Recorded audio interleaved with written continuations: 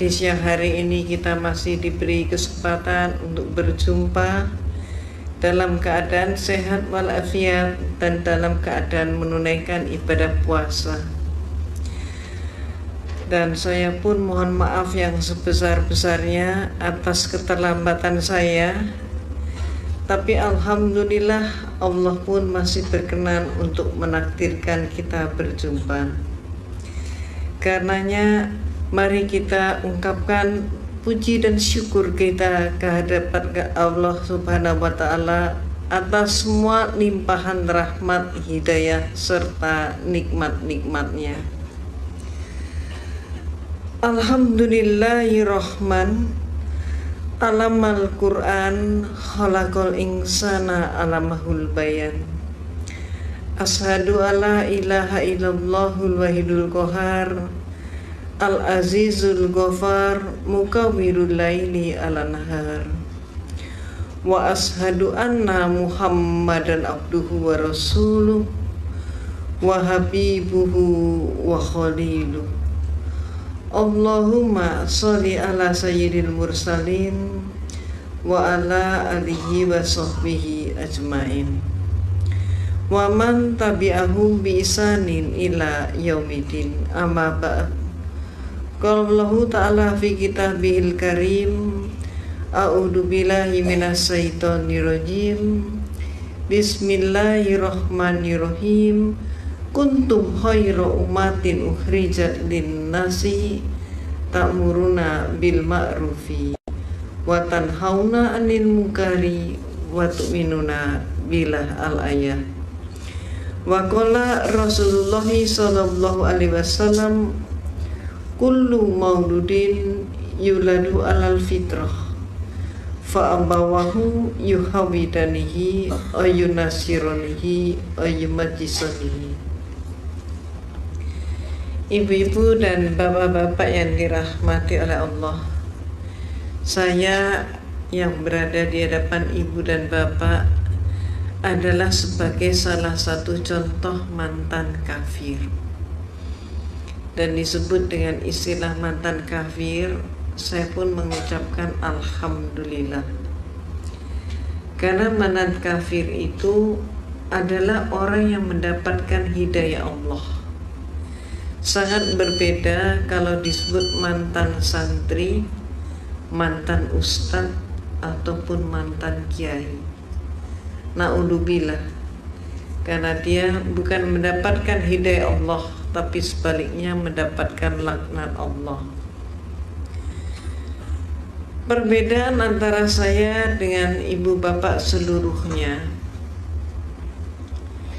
saya lahir dari keluarga yang beragama Katolik, sedangkan ibu dan bapak begitu lahir yang didengar adalah suara adzan dan iqamat. Ibu bapak berusia 5-6 tahun sudah masuk dalam untuk mempelajari kitab suci Al-Quran, belajar ngaji. Sedangkan saya ketika umur 6 tahun saya dimasukkan Sunday School, sekolah minggu, yaitu kursus untuk mempelajari agama Kristen ataupun Katolik.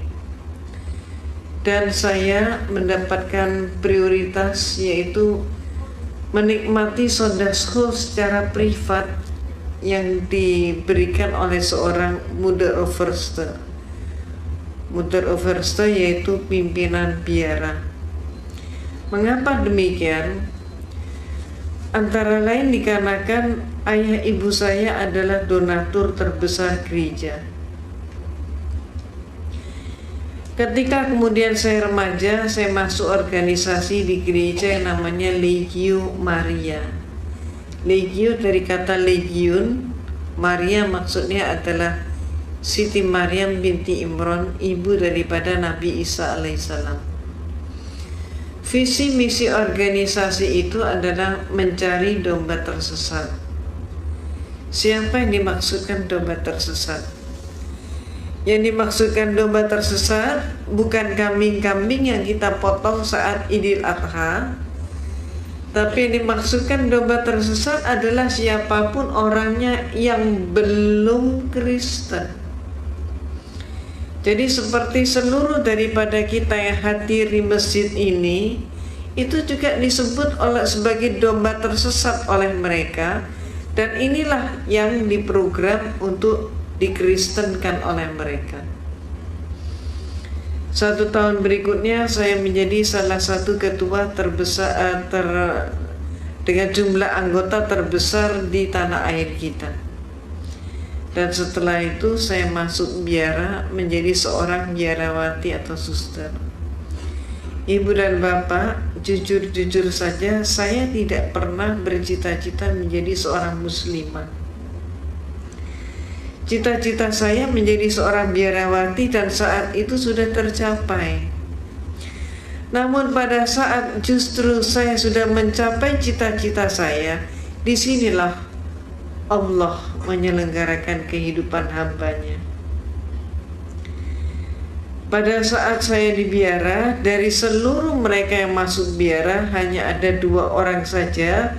Satu adalah diri saya yang diberi tugas khusus, yaitu untuk kuliah di biara dan sekaligus kuliah di Institut Filsafat Teologia yang disebut Seminari Agung, pendidikan akhir pastor. Di sanalah saya menekuni comparative religion, termasuk menekuni Islamologi. Tapi Islamologi yang saya terima di sana bukan untuk menyatakan Islam agama yang hak, tapi sebaliknya untuk menyatakan Islam agama yang jelek. Mereka menyatakan kalau Anda ingin tahu tentang Islam, lihat saja umat Islam di Indonesia. Maka di Indonesia ini orang yang melarat agamanya apa? Islam. Yang bodoh agamanya apa? Islam. Yang kumuh di bantaran sungai agamanya apa? Islam. Yang kehilangan sandal sepatu hari Jumat siapa? Islam. Yang gak mau bersatu, bercerai-berai terus siapa? Islam. Yang jadi teroris siapa? Juga dikatakan Islam. Maka teman-teman saya sepakat dengan kesimpulan bahwa kalau begitu Islam agama yang jelek. Pada saat itulah saya katakan penyimpulan itu belum benar. Islam jangan hanya dilihat di Indonesia, coba kita lihat bagaimana di negara-negara yang lain. Saya kemukakan contoh, coba kita lihat bagaimana di Filipina. Di Filipina ternyata orang yang melarat dan bodoh agama mereka bukan Islam, tapi adalah Kristen dan Katolik. Meksiko adalah negara yang miskin, dan di sana yang jadi maling ayam, pencopet, pencuri, pemabuk, pemerkosa, penjudi dan lain sebagainya tidak ada satupun yang Islam. Semuanya adalah Katolik atau Kristen. Mesir keadaannya berbalik dengan tanah air kita. Kalau di Indonesia kita berbicara tentang pembantu rumah tangga dan dikatakan beragama Islam, majikannya banyak yang non-Islam. Tapi kalau di Mesir terbalik. Di Mesir justru majikan beragama Islam dan pembantunya justru Kristen dan Katolik, dan selaris yang paling murah mereka datangkan dari Filipina yang beragama Katolik. Irlandia adalah sebuah negara yang tidak pernah selesai dengan konflik internal antara selatan dan utara. Dan yang konflik itu tidak melibatkan seorang pun yang Islam. Semuanya yang konflik adalah orang Protestan dengan orang Katolik. Mereka itulah yang saling membantai dan saling membunuh. Dan oleh masyarakat Eropa yang dijuluki sebagai teroris itu adalah Irlandia dengan julukan khusus sebagai teroris Eropa. Lebih lanjut lagi kita ke Italia. Di Italia yang menjadi gembong obat bius dan perjudian tidak ada satupun yang Islam. Semua mafioso beragama Katolik. Maka saya katakan kepada dosen saya, Pater, sebutannya Pater atau Pastor, saya katakan Pater, pater tidak terbukti bahwa Islam jelek. Maka saya kemudian mengajukan solusi sekaligus usul, minta izin untuk mempelajari Islam dari sumbernya sendiri. Izin diberikan, tapi dengan satu instruksi, mencari kelemahan Islam. Inilah untuk pertama kali saya berkenalan dengan Islam. Pertama kali saya ngaji, saat itu saya masih di biara dengan kapasitas sebagai seorang biarawati. Tapi ketika saya memandang kitab suci Al-Quran, melihat huruf hijaiyah, saya pun jadi bingung. Ayat ini mana yang depan, mana yang belakang, mana yang atas, mana yang bawah, bingung sekali. Saya amati bentuk hurufnya, lebih bingung lagi. Hurufnya ini kok panjang-panjang, bulat-bulat seperti cendol. Saya nggak mampu. Maka akibatnya, karena keterbatasan waktu, saya putuskan saya harus ngaji dari terjemah. Ketika pertama kali saya memegang terjemah, apa yang terjadi? Keliru juga. Ayat Allah yang saya pelajari itu bukan dari depan ke belakang, tapi kebalik dari belakang ke depan. Dan akibatnya, yang pertama kali saya pelajari adalah surat Al-Ikhlas. Qul wallahu ahad, Allahu samad, lam yalid wa lam yulad wa lam yakul lahu kufuwan ahad.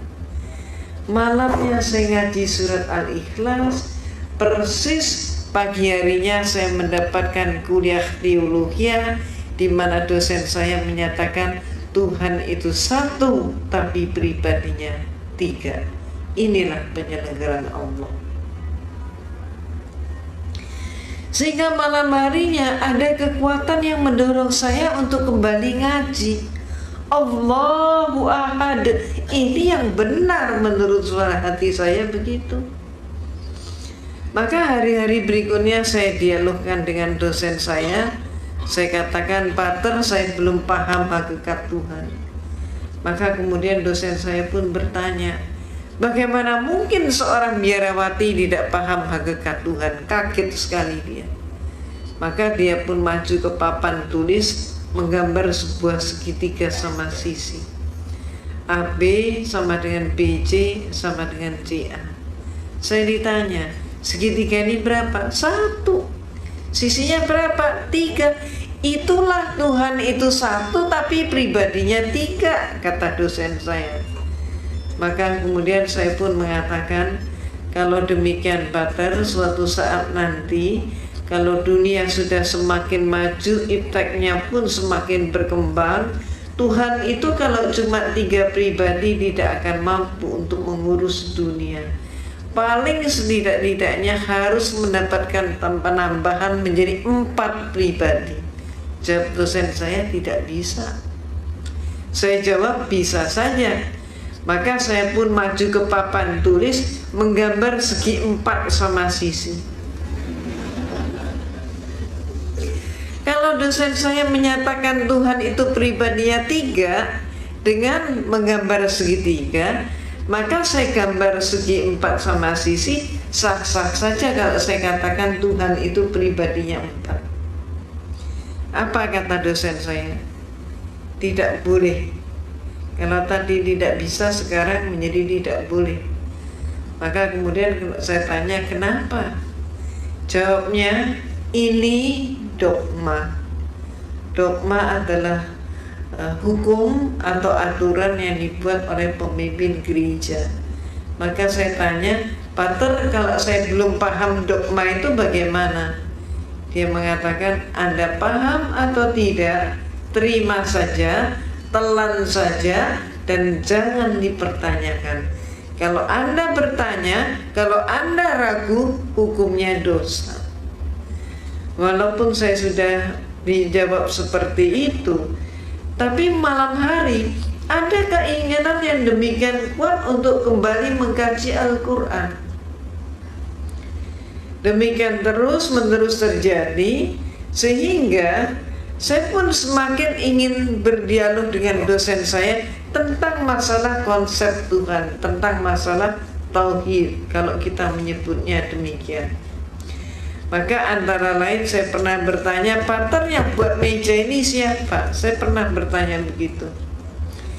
Maka kemudian dosen saya nampak dia menangkap ada sesuatu yang lain di balik pertanyaan saya. Dia tidak mau menjawab, bahkan saya disuruh menjawab sendiri. Dan saya pun menjawab. Saya katakan, pater, kalau menurut saya yang membuat meja ini pasti tukang kayu. Lalu kenapa? Pasti tanya lagi dia.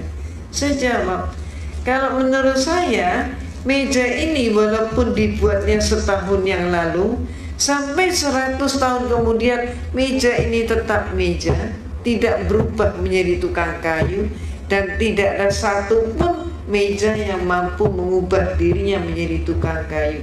Tukang kayu tidak boleh dipersamakan dengan meja. Maka dia pun bertanya, apa maksud Anda? Saya katakan, pater, menurut pengamatan saya, Tuhan itu menciptakan alam semesta dan seluruh isinya termasuk manusia. Maka ada manusia yang dilahirkan setahun yang lalu, sampai 100 tahun kemudian ternyata dia tetap manusia. Bahkan sampai kiamat pun manusia tetap manusia. Tidak ada satu manusia pun yang mampu mengubah dirinya menjadi Tuhan, dan Tuhan tidak boleh dipersamakan dengan manusia. Malamnya saya ngaji lagi, dan hari-hari berikutnya saya dialog lagi, saya diskusi lagi. Saya pernah menyatakan juga, pater, siapa yang melantik RB? Saya ditertawakan kali ini. Bagaimana mungkin seorang biarawati nggak ngerti siapa yang melantik RW? Maka saya jawab, sebetulnya saya mengerti. Maka kemudian dia baru terhenyak, dia kaget sekali. Apa sih maksud Anda? Dia tanya. Coba menurut Anda siapa? Coba silakan jawab. Bertubi-tubi saya digitukan. Dan kemudian saya katakan, pater, kalau menurut saya yang melantik RW pasti eselon di atasnya, lurah ataupun kepala desa. Kalau sampai ada RW dilantik oleh RT, maka jelas pelantikan itu tidak sah. Demikian pula ada 100 orang kopral bermusyawarah untuk mengangkat salah satu teman mereka menjadi seorang jenderal. Yang melantik 99 orang kopral melantik seorang jenderal untuk menjadi, melantik seorang temannya kopral juga untuk menjadi seorang jenderal. Walaupun yang melantik 99 orang, tetap saja pelantikan itu tidak sah. Apa maksud Anda? Dia tanya. Maka saya katakan, pater, menurut pengamatan saya, Tuhan itu menciptakan alam semesta dan seluruh isinya termasuk manusia. Manusia hakikatnya sebagai hamba Tuhan. Maka kalau ada manusia melantik sesamanya manusia menjadi Tuhan, jelas pelantikan itu tidak sah. Malamnya saya ngaji lagi, terus seperti itu. Dan kemudian saya diskusi lagi, sampai pada klimaksnya saya bertanya tentang sejarah gereja. Saya katakan, pater, menurut semua literatur yang saya pelajari dan kuliah yang saya terima, Yesus yang oleh umat Islam disebut Nabi Isa alaihissalam, ternyata Yesus itu untuk pertama kalinya dilantik menjadi seorang Tuhan. Peristiwa itu baru terjadi pada tahun 325 Masehi. Jadi sebelum tahun 325 Masehi, Yesus belum jadi Tuhan.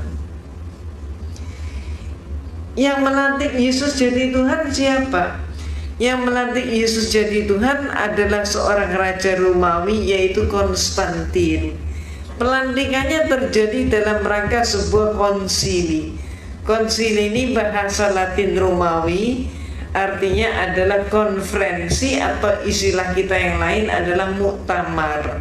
Terjadi di kota Nizea, maka disebut konsili Nizea tahun 325 Masehi.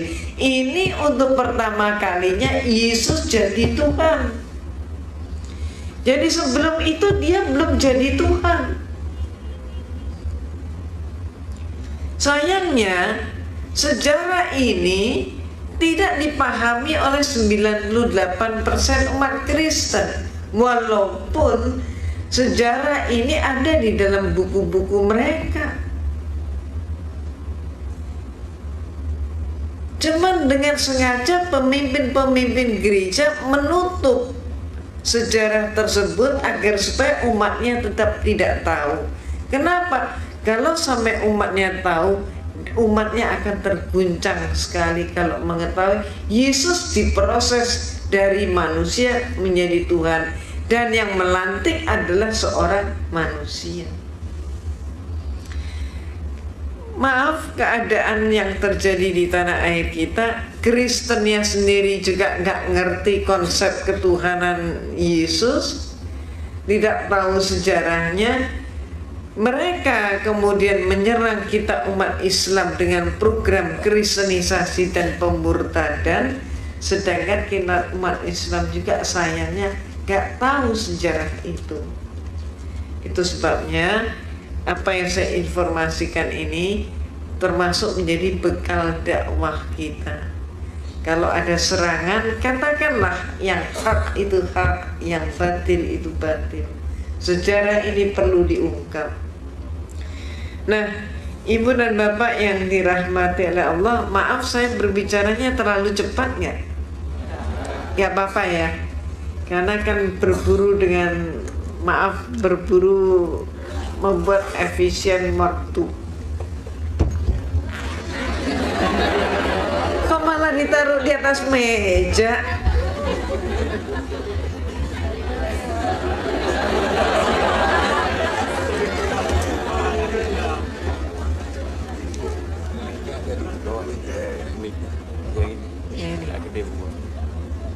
Yang ini udah pas ya. Nah, Ibu dan Bapak yang dirahmati oleh Allah, orang Kristen seringkali tidak mengetahui konsep ketuhanan mereka sendiri. Saat ini kita memasuki bulan kita sedang melaksanakan ibadah puasa. Setelah kita puasa, maka berikutnya lagi kita akan melaksanakan Idul Fitri, dan kemudian sebaliknya umat Kristen akan melaksanakan, setelah kita puasa selesai Idul Fitri, mereka Natalan. Nah, Natalan ini sekarang disebut oleh mereka, sudah mulai populer, mereka menyebut dengan istilah bukan Natal lagi, tapi istilahnya adalah Maulid Nabi Isa alaihissalam. Itu yang mereka lakukan. Bahkan ketika kita umat Islam melaksanakan Idul Fitri, nanti silakan Bapak dan Ibu rasakan sendiri. Gereja di seluruh Indonesia sekarang pun sudah memberikan instruksi kepada umatnya untuk mengucapkan selamat Idul Fitri kepada umat Islam. Jadi nanti Bapak dan Ibu jangan kaget kalau ada teman atau tetangga-tetangga yang berduyun-duyun mengucapkan selamat Idul Fitri. Itu sudah merupakan instruksi gereja. Kenapa gereja memberikan instruksi seperti itu? Nah, ini yang perlu kita pahami. Seringkali gereja memakai metode menangkap ayam dengan umpan. Artinya kalau saya ingin menangkap ayam, saya tidak perlu mengejar ayam.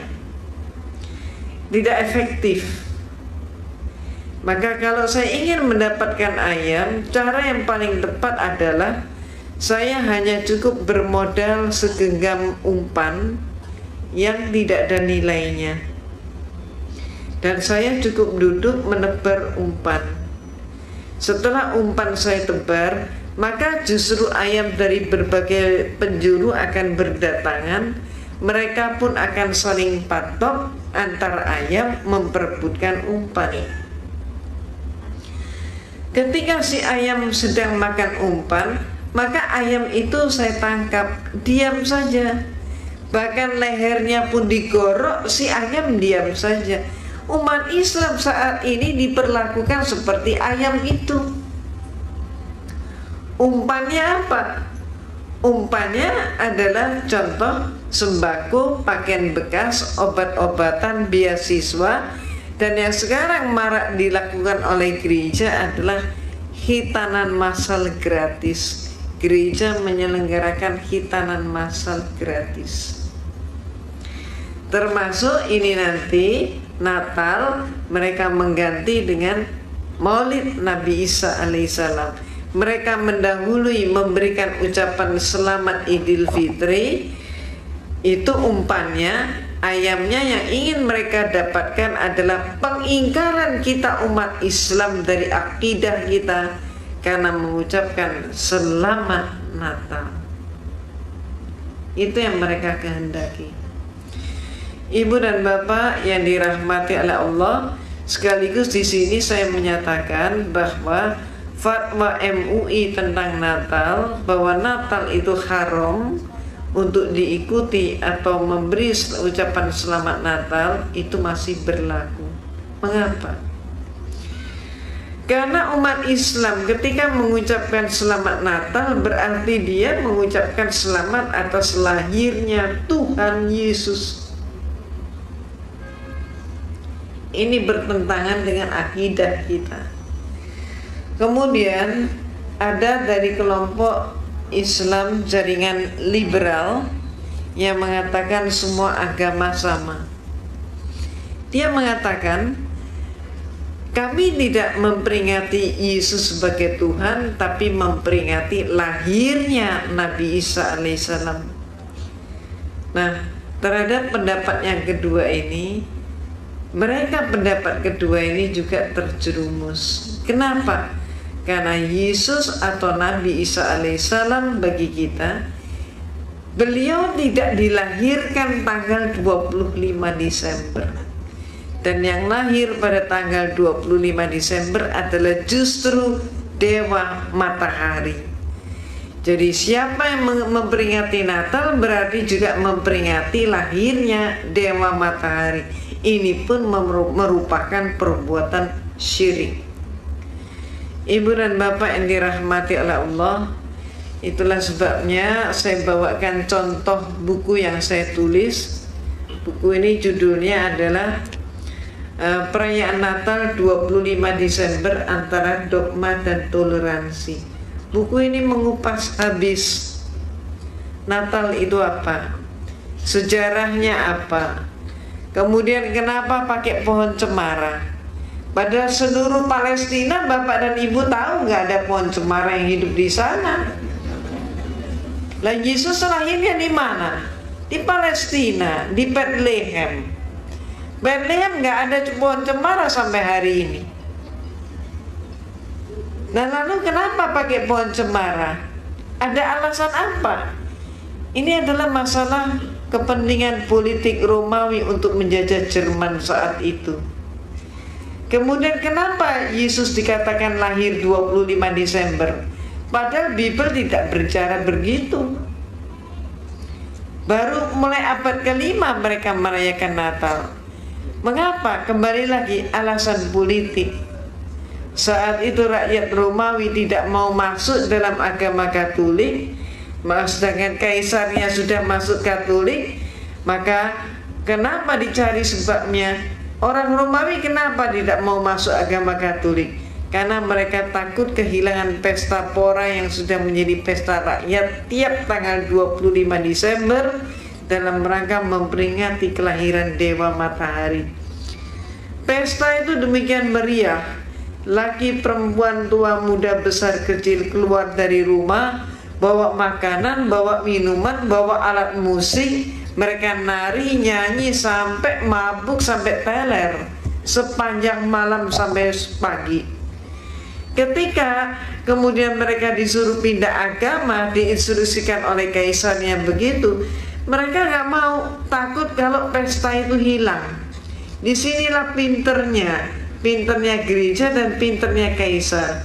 Kemudian diumumkan oleh Konstantin, kamu semua nggak perlu khawatir, pesta 25 Desember akan tetap berlangsung karena Yesus itu lahirnya pada tanggal 25 Desember.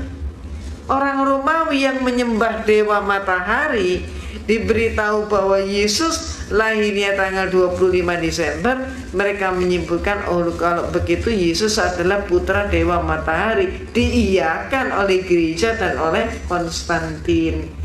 Maka sejak saat itulah semua atribut dewa matahari disebut sebagai atribut Yesus. Itu sebabnya maka salib itu di tengahnya orangnya selalu memakai lingkaran. Ini simbol apa? Matahari. Demikian pula kemudian orang-orang patung-patung pada bagian kepala juga pakai lingkaran. Ini simbol apa? Simbol matahari. Nah, sekarang terjadi yang sebaliknya. Pada periode yang lalu, gereja gencar sekali mengajak umat Islam untuk mengadakan dialog, diskusi, ataupun juga dengan seminar. Topiknya berkisar masalah mencari persamaan tauhid Islam dan Kristen, atau dengan tema yang mirip, yaitu kembali pada milah Nabi Ibrahim alaihissalam bahwa semua agama sama. Mereka menanamkan pengaruhnya kepada tokoh-tokoh kita bahwa semua agama sama. Akibatnya apa? Akibatnya ada tokoh-tokoh yang terpengaruh sampai di Indonesia lahirlah yang disebut jaringan Islam liberal dengan konsep semua agama sama. Nah, ketika umat Islam sudah mengikuti konsep tersebut sebagian ini, maka orang Kristen mereka tidak berhenti di situ, mereka sekarang maju lagi. Jadi sekarang Kristen itu gereja seluruhnya bahkan di dunia menyatakan tidak sama antara Islam dan Kristen. Lebih lanjut mereka mengurai tidak sama antara Allahnya Islam dan Tuhannya Kristen.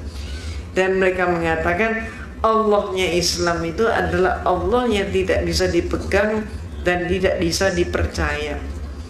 Tuhannya Kristen adalah Tuhan cinta kasih. Allah itu siapa? Kata mereka dari berdasarkan antara lain buku yang ditulis oleh seorang direktur Institut Teologia di Amerika, namanya adalah Robert Morey. Bukunya ini Islamic Invasion. Buku ini lebih kejam daripada buku The Satanic Verses yang ditulis oleh Salman Rushdie. Ini lebih kejam, lebih kasar. Dan buku ini sekarang sudah menjadi panduan pendeta dan penginjil di seluruh dunia. Ini hanya kulitnya yang berbahasa Inggris, dalamnya sudah berbahasa Indonesia. Dan buku ini sekarang diproduksi massal secara besar-besaran. Dan karena dipikir oleh mereka kita umat Islam masih diam, maka buku ini pun berlanjut. Bahkan mereka memakai komik-komik, dan komiknya setiap ibu bapak bisa mengaksesnya lewat internet. Pernah baca? Ada yang pernah baca? Nah, seperti ini. Ini komik yang timbul akibat daripada buku Islamic Invasion karya Robert Morey. Dan yang paling menyakitkan di sini adalah suatu gambar di mana ada orang berpenampilan pakaian Arab, laki-laki sedang sujud menyembah dikelilingi oleh api. Siapa yang dimaksudkan dengan laki-laki yang sujud menyembah dikelilingi api? Yang dimaksudkan menurut ini, komik ini adalah Rasulullah SAW menyembah kepada kata mereka Tuhan Yesus. Maka dikatakan Yesus Kristus akan menghakimi setiap orang, dan pada hari itu juga Muhammad akan sujud menyembah dan berkata, Yesus Kristuslah Tuhan.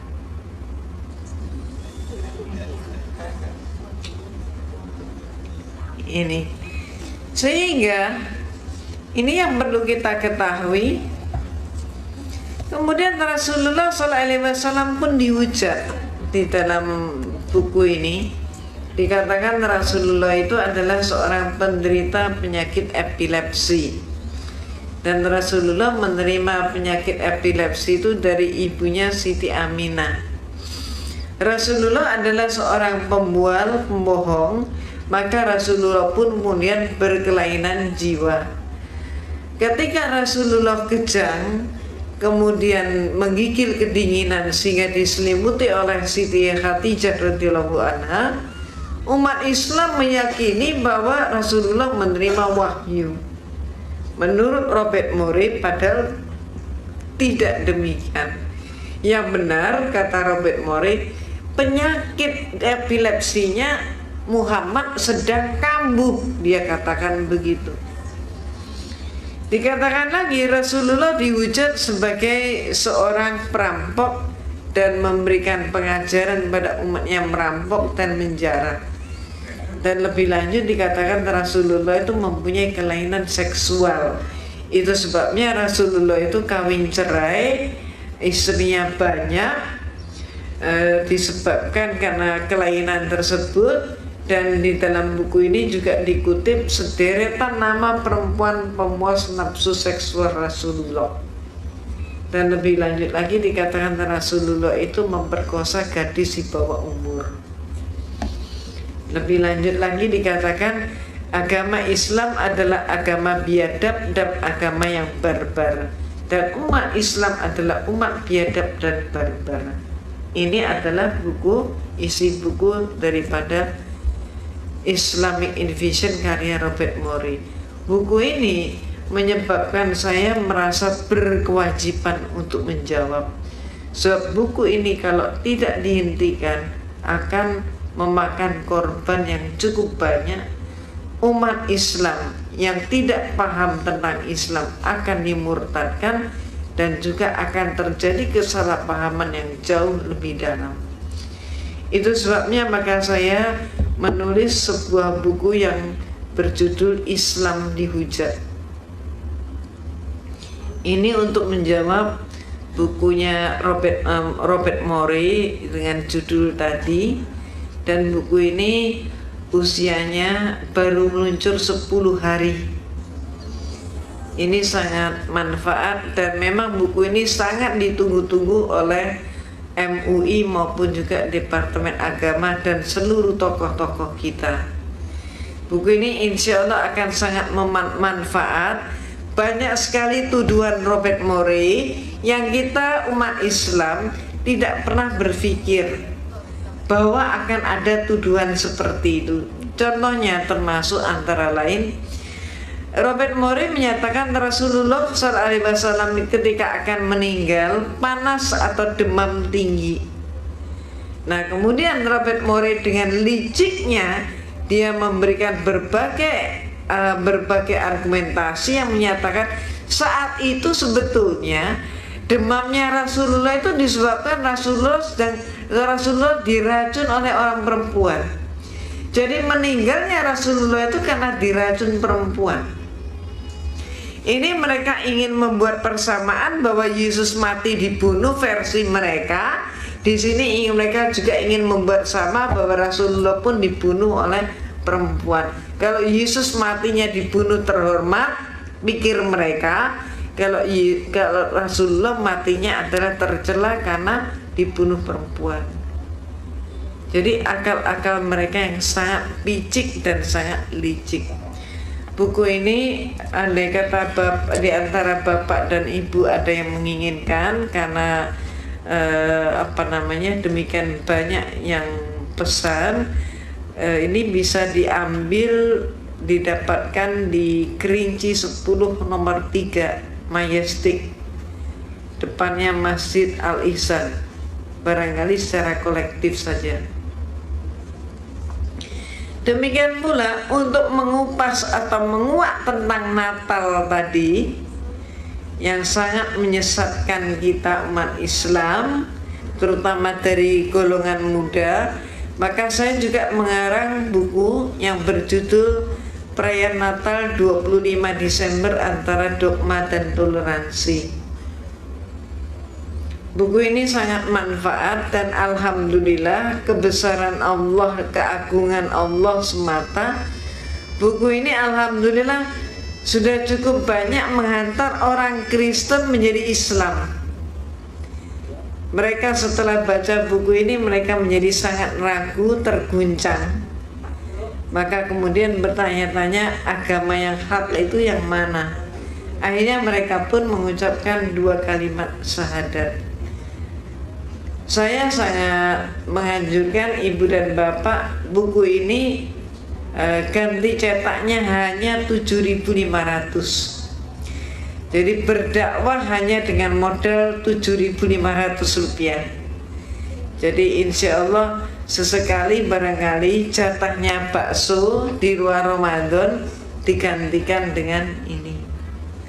Ini akan sangat manfaat. Silakan juga dihadiahkan kepada mereka-mereka yang sangat membutuhkan. Ini merupakan cara dakwah kita. Ibu dan bapak yang dirahmati oleh Allah, pemurtadan dan kristenisasi di Indonesia berjalan dengan sangat marak. Karena itu sudah merupakan program dunia, dan itu bisa dilihat antara lain di majalah Times yang terbit Juni 2003. Times yang ini di Indonesia hanya beredar beberapa hari dan setelah itu hilang dari peredaran. Kenapa? Karena Times yang ini mengungkap tentang program kristenisasi dunia. Dan kemudian diterjemahkan beberapa artikel di sini oleh Harian Republika, termasuk diantaranya menguak bahwa George W. Bush dan Tony Blair adalah dari kelompok Kristen yang radikal, yaitu dari sekte evangelis, sekte yang sangat benci dengan Islam. Dan kemudian juga dimuat tentang peta kristenisasi dunia, di mana Indonesia, tanah air kita, sudah masuk dalam peta itu dengan warna yang sama dengan negara Filipina, yang negara Filipina adalah negara Katolik. Indonesia warnanya sama dengan Filipina. Mengapa orang Kristen mengkristenkan kita umat Islam? Ini yang seringkali tidak diketahui oleh kita. Kita umat Islam seringkali beranggapan bahwa orang lain sama dengan kita. Kita seringkali juga mengukur orang lain dengan ukuran diri kita. Kalau kita senang makan sate, kita anggap semua orang juga senang makan sate, padahal tidak demikian. Kita mempunyai kitab suci Al-Quran yang hak, kita pikir mereka juga punya kitab yang hak. Di dalam ayat Al-Quran ada rambu-rambu tentang dakwah. Antara lain yang senantiasa kita pakai rambu-rambunya, la ikraha fiddin, tidak ada paksaan dalam beragama Islam. Itu rambu-rambu dakwah kita. Kita pikir agama yang lain juga punya ayat seperti ini. Antar umat beragama, maka ayat Allah yang mengatur adalah lakum dinukum waliyadin. Kita pikir mereka juga punya konsep toleransi yang sama dengan kita. Kenyataannya tidak demikian. Saya yang menekuni bidang perbandingan agama dan mempelajari kristologi, sangat-sangat tahu bahwa kedua ayat itu hanya ada di dalam kitab suci Al-Quran dan tidak ada pada semua kitab yang lain. Yang ada pada Bible ayatnya bunyinya, carilah domba tersesat, kabarkanlah Injil ke seluruh penjuru dunia, dan jadikan seluruh penjuru dunia sebagai muridku. Jadi ayat ini kedudukannya sebagai ayat perintah, hukumnya wajib. Apa maksudnya ayat perintah dan hukumnya wajib? Seperti kita umat Islam oleh Allah diberi kewajiban menegakkan sholat 5 waktu. Maka kalau ada umat Islam sekian tahun dia tidak sholat, belum keburu sholat, dia dijemput pulang oleh malaikat. Dia masuk mana? Masuk surga atau masuk neraka?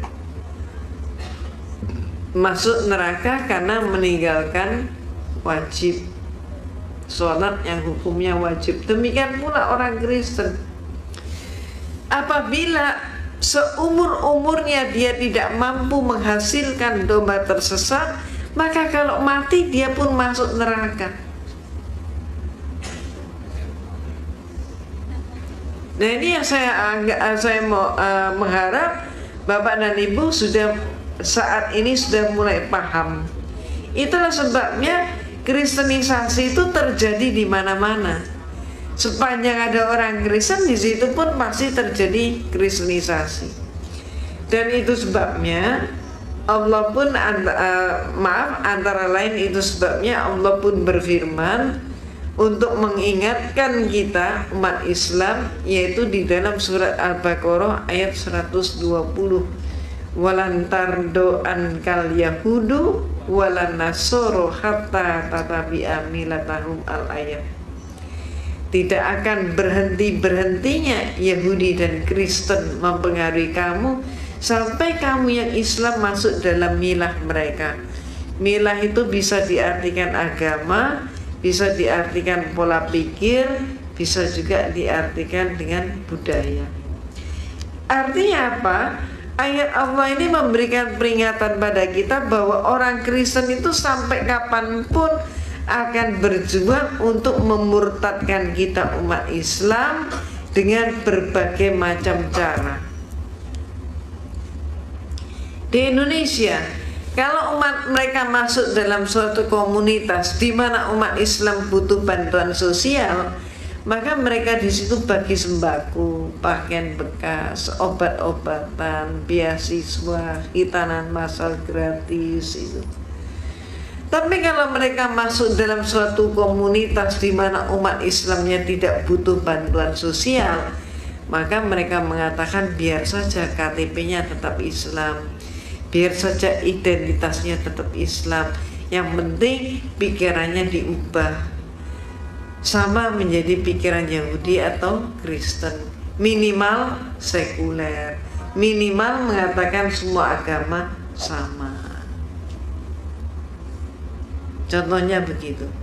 Kalau mereka kemudian mengerjakan tentang pengubahan pola pikir, itu pun bisa kita lihat dari peristiwa Sistignas kemarin. Ada apanya dengan Sistignas kemarin? Mengapa Kristen menolak Sistignas? Ini terungkap dari sebuah majalah yang antara lain yang terbit di Amerika, majalah Fortune, Juli 2001. Dari Juli 2001 yang lalu, majalah Fortune sudah mengingatkan kita umat Islam. Cover depan majalah itu adalah James Riyadi. Titelnya James Riyadi, The Most Dangerous Man to Muslim. Apa bahayanya James? Menurut Fortune, James telah mendeklarasikan diri menjadi seorang penginjil. Tugasnya menginjili bangsa Indonesia yang mayoritas Islam. Caranya mendirikan 1000 buah sekolah, yang mana sekolah-sekolah itu rencananya digratiskan.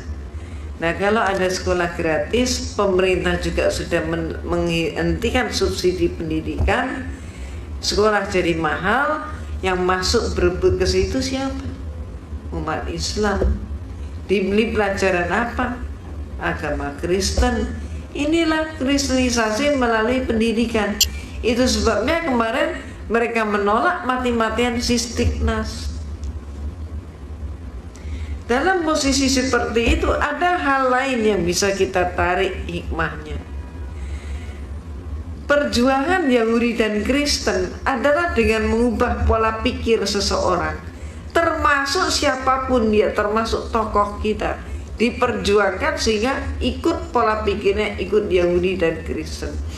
Peristiwa Sistiknas kemarin membuktikan kepada kita ada seorang tokoh yang juga mengganjal Sistiknas, ikut dengan pola pikir mereka dengan menyatakan urusan moralitas bukan merupakan urusan negara. Akibatnya apa? Pendidikan agama pun sekarang 1 minggu hanya 2 jam saja. Ibu dan bapak yang dirahmati oleh Allah, budaya bisa kita lihat contohnya. Tapi mohon maaf, sebelum saya menyampaikan lebih lanjut, saya ada yang lupa, tolong saya diingatkan. Mau kan ngingetin saya, Pak? Ibu-ibu jangan juga mau kan? Itu Valentine Day itu tanggal berapa? Ya, 14 Februari. Kalau hari Natal tanggal berapa? 25 Desember. 1 Muharram kemarin tanggal berapa?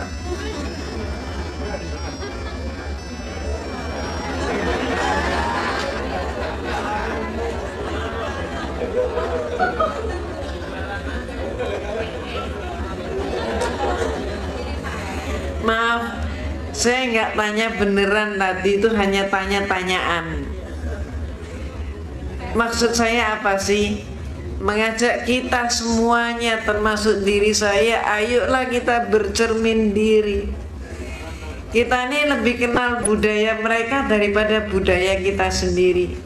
Jujur-jujur aja deh. Di antara bapak ibu yang hadir, tolong saya tanya jujur, adakah yang tidak membuat program untuk akhir tahun nanti?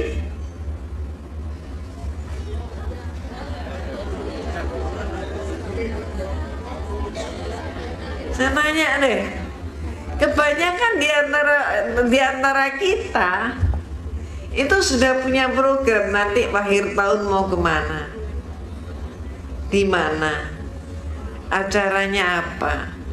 Itulah kita. Tapi coba kita introspeksi, semua termasuk diri saya. Ketika malam 1 Muharram kita berbuat apa? Gak buat apa-apa. Persis 1 Muharram pun kalau kalender gak ada, kita juga lupa. Itulah, maaf, kondisi kita. Dan kondisi ini sudah diketahui oleh orang Kristen. Contoh lagi, 1 tahun yang lalu kalau saya bertanya kepada ibu-ibu majelis taklim, Bu, ibu pernah tahu biarawati, suster? Ada yang bilang belum, 1 tahun yang lalu. Tapi masuk tahun 2003, seluruh tanah air kita kalau saya tanya, ibu pernah lihat biarawati? Tahu? Tahu. Dari mana? Film. Apa namanya? Dulce Maria. Semua.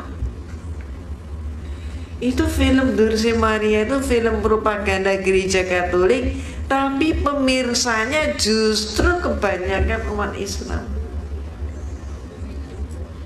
Sukses dia. Coba ibu-ibu ya, nanti buktikan, bapak-bapak silakan buktikan. Pulang dari kantor nanti sore, tanya deh kepada anak tetangga. Anak kecil tuh ditanyain. Silakan tanya begini, kamu ingat Dulce? Ingat. Ingat Sinchan. Sinchan itu ingat. Kemudian ubah pertanyaan, Kamu ingat Hasan dan Husin? Siapa? Maaf, itu anaknya orang Islam 7 turunan itu. Hasan Husin nggak kenal. Begitu juga ibu-ibu yang nggak pernah ikut majelis taklim, tetangga ibu, bapak, silakan ditanya. Ibu ingat Sisilia? Ingat. Betty Rafia? Ingat. Cassandra? Apalagi Cassandra nangis, saya ikut nangis kok. Maria Mercedes? Oh, kenal. Silakan ganti pertanyaan. Siti Fatimah radhiyallahu anha? Jawabnya hanya satu kalimat pendek, putri Rasulullah, titik. Nggak kenal lagi. Padahal sekali lagi 7 turunan Islam. Inilah kondisi kita. Sekali lagi, kondisi ini sudah diketahui oleh orang-orang Kristen. Contohnya ada seorang pendeta Kristen Betani, pemimpin gereja Betani, namanya Dr. Suradi. Dia praktek di Jalan Proklamasi tiap sore, prakteknya praktek gratis. Pasien yang datang dipersilakan makan minum dulu sampai puas, kemudian diperiksa, nggak dikasih resep, langsung kasih obat. Pulang seringkali masih diberi transport. Dia dalam berbagai seminarnya mengatakan, jangan takut-takut mengkristenkan umat Islam. Karena umat Islam yang paham Al-Quran jumlah mereka tidak lebih dari cuma 2%. Maaf, tidak lebih dari cuma 10%. Ingin saya tanya pada Bapak Ibu, kira-kira benar nggak yang paham Al-Quran tidak lebih dari 10%? Prihatin kan? Ini saya bawa kaset. Berkenankah Bapak Ibu saya perdengarkan 1 menit? Boleh? 1 menit setengah? Oh, boleh. Baik. Kaset ini, jangan nantang maghrib dong. Kaset ini, mari kita tebak. Dalam kehidupan kita ada 3 buah macam bacaan. Bacaan pertama, kitab suci Al-Quran. Bacaan kedua, puji-pujian. Bacaan ketiga, bacaan yang lain. Dari akhwat sudah pernah dengar belum? Yang dengar, sekarang kita saksikan mereka yang belum tahu jawabnya apa. Kita saksikan bersama. Nah, mari kita tebak, ini bacaan apa? Al-Quran kah?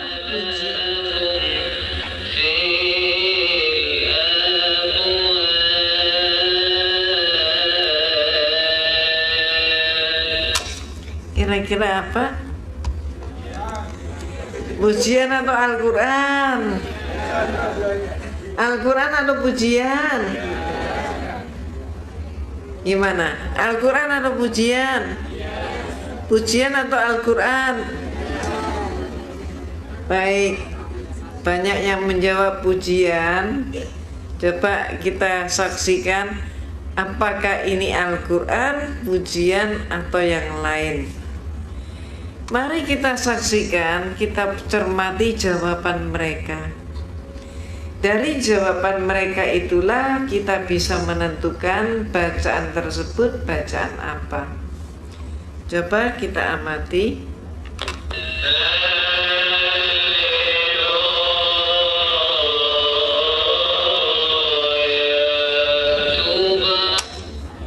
Apa jawabnya? Haleluya.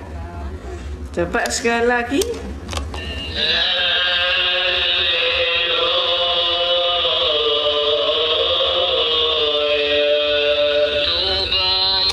Haleluya.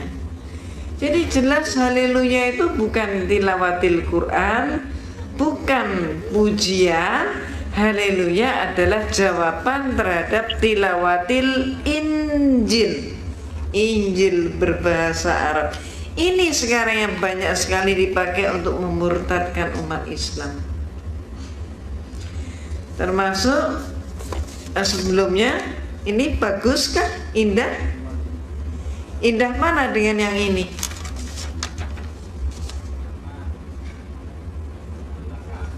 Yang pertama atau yang kedua? Yang kedua. Yang pertama. Sayangnya yang kita katakan indah ini bukan kaligrafi kita. Kedua-dua kaligrafi ini adalah kaligrafi Injil Matius. Dan sekarang sudah banyak sekali disablon dalam kaos dan dijual dengan harga yang sangat murah, dan yang berebut adalah umat Islam. Di Jalan Proklamasi, Bapak dan Ibu, sejak 1 bulan yang lalu, siapa yang lewat di Jalan Proklamasi, itu di traffic light di Proklamasi, itu ada laki-laki pakai baju koko, pakai kopiah putih, berjualan salib dan gambar-gambar Yesus. Ketika kemudian mereka ditanya, agamamu apa, begitu, kemudian mereka jawab, saya Islam. Loh, kalau kamu Islam, ngapain kamu kok dagangan seperti ini? Apa jawabnya? Semua mereka jawabnya sama, seperti sudah diatur jawabnya. Semua mereka menyatakan, daripada saya lapar atau daripada saya mencuri, itu jawabnya.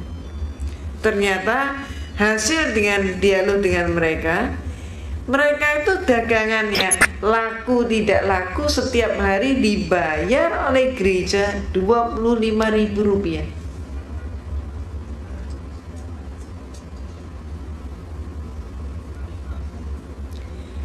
Kemudian silakan Bapak Ibu cermati, didengarkan anak-anak ngamen di bus itu.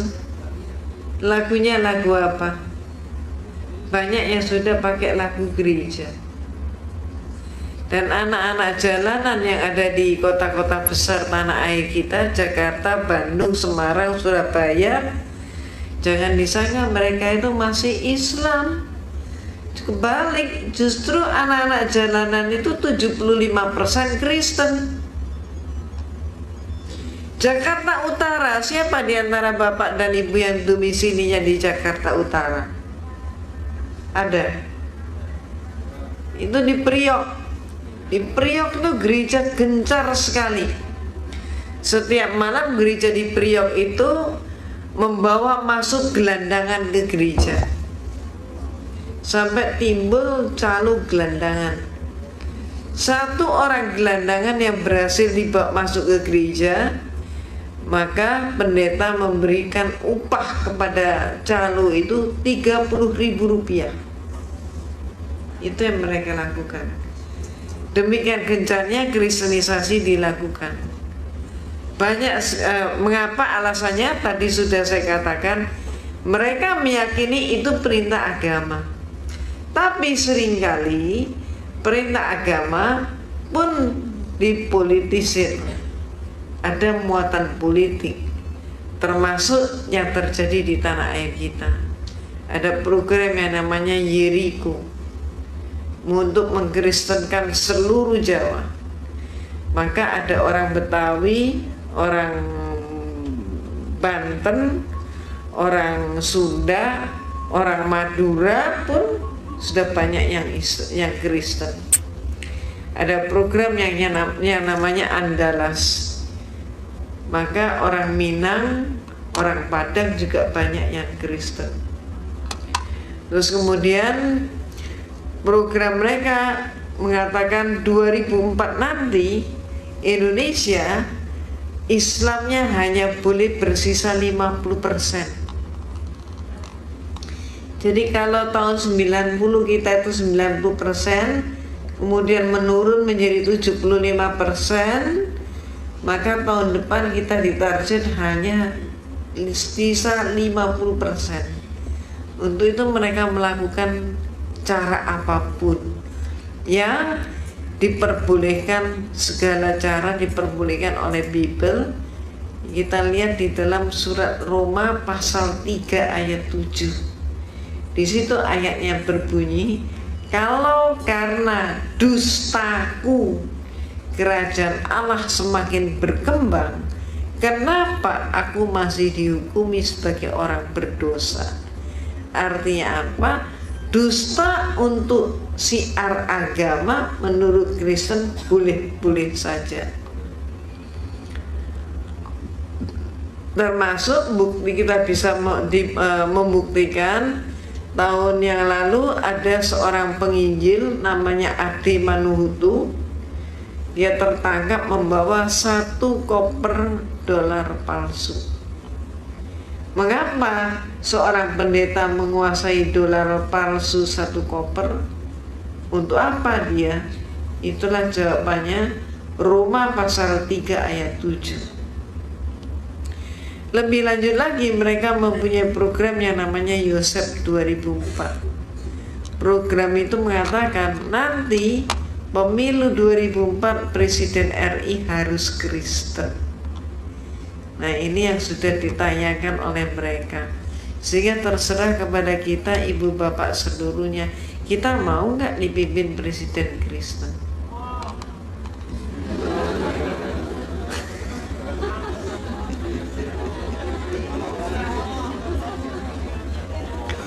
Permasalahannya kalau nggak mau, kita sudah berbuat apa?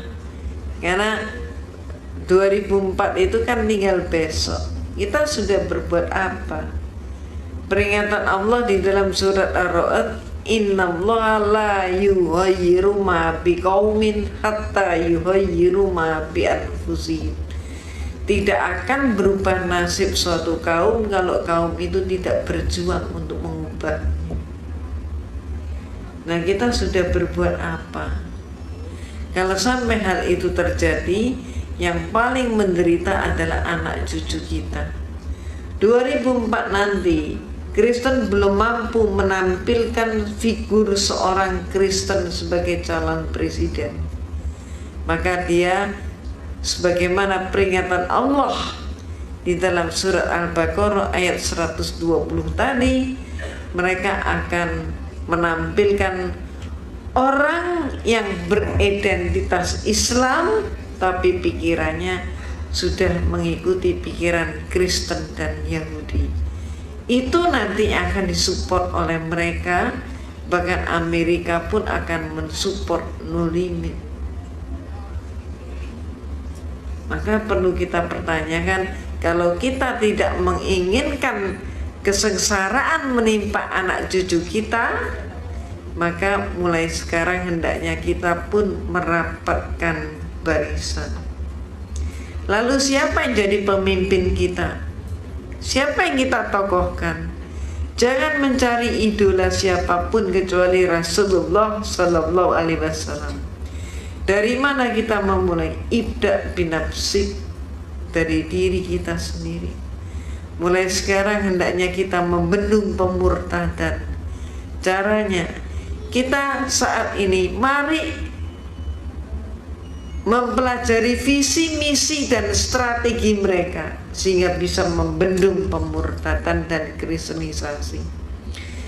Perlu Bapak Ibu ketahui, gereja di seluruh Indonesia gencar sekali mempelajari Islamologi. Maka mereka berhasil membuat demikian banyak brosur yang sepertinya brosur Islam tapi adalah brosur Kristen. Kenapa? Karena mereka mempelajari Islamologi, pakai ayat Al-Quran dan hadis Rasulullah, tapi semua ayat dan hadis yang dipakai sengaja dipelencengkan. Akademi kepolisian mempelajari kriminologi, bukan maksudnya supaya polisi menjadi penjahat, tapi supaya mampu menangkap penjahat. Demikian pula saat ini karena Kristen sudah menyerang umat Islam untuk dimurtadkan sedemikian rupa, kita sudah waktunya untuk mengkaji visi misi strategi Kristen. Bukan untuk menjadi orang Kristen, tapi menghentikan pemurtadan dan kristenisasi.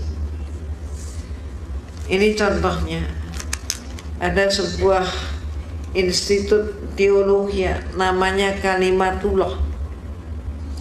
Ini dosennya pakai kopiah, pakai jilbab. Apa mata kuliahnya? Antara lain kurikulumnya yang disajikan adalah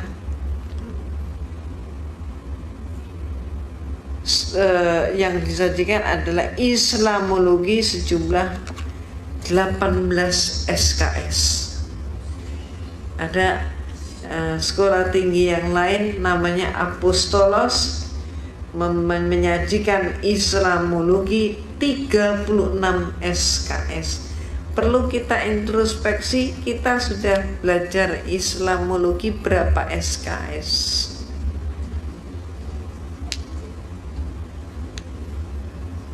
Itu contohnya. Strategi kedua, mari kita rapatkan barisan dan kita sepakati, kita tengok kiri kanan kita.